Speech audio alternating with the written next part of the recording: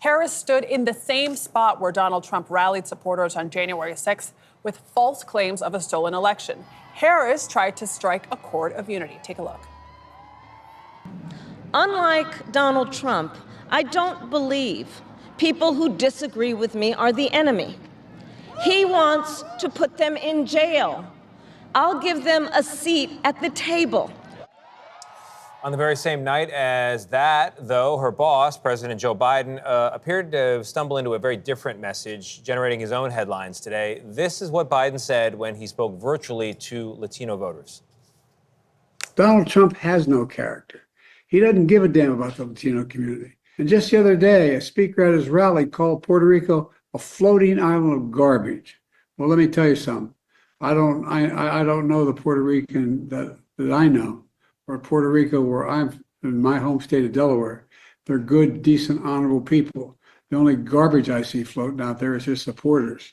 His demonization of Latinos is unconscionable, and it's un-American. It's totally contrary to everything. A subsequent tweet from the president's account clarified that he was apparently referring only to the comedian's rhetoric as garbage. Let's bring in our senior White House correspondent, Ed O'Keefe. Ed, good morning to you. Not the way the Harris campaign wanted to go today, talking about this topic. What do you make of it?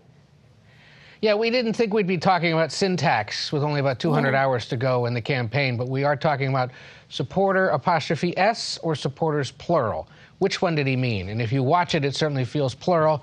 When you read it and when you talk to the White House about what exactly the president meant, he's referring to that lone supporter, the comedian who spoke out on Sunday and delivered all those racist, crass jokes. So what does this do in the closing days? It's unclear. It's certainly a gift to Donald Trump because now today he can spend the whole day saying, look what he thinks of you.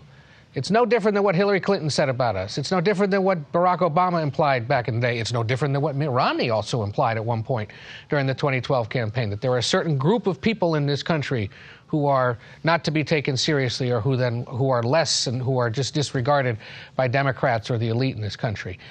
But, you know, beyond that, it certainly steps on the vice president's attempt to cast herself as someone who can live in that house and try to bring the country together. And that's what last night was about. It was about the visual. Yeah. And on that topic, the effort to bring the country together and that history of comments that some people see as disrespectful to a lot of the electorate, we asked Governor Tim Walz in our last hour about all of it, and he had this to say about President Biden's comments in particular.